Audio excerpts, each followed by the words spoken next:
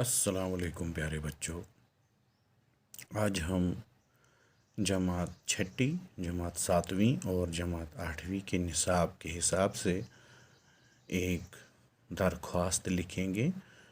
Municipal committee کے chairman کے نام، محلے کی صفائی کے بارے میں درخواست۔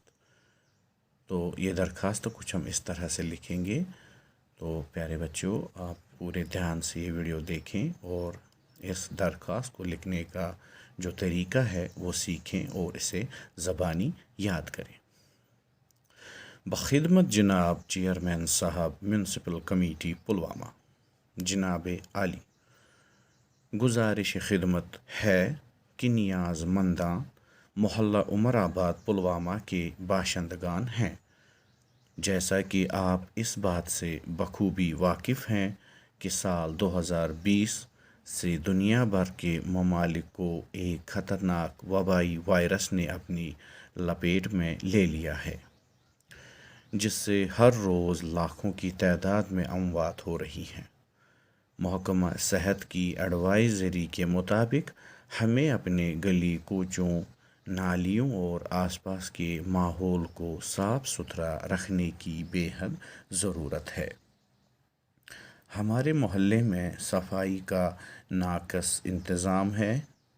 خاک روب ہفتے میں چند یوم آ کر محلے کی گلیوں اور نکاس کی نالیوں کی صفائی تسلی بخش طریقے سے نہیں کرتے۔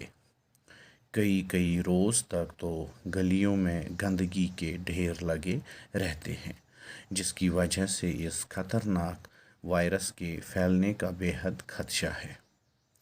اس سلسلے میں آپ جناب کو پہلے بھی مطلع کیا گیا تھا، لیکن کوئی خاطر خواہ نتیجہ برآمد نہیں ہوا۔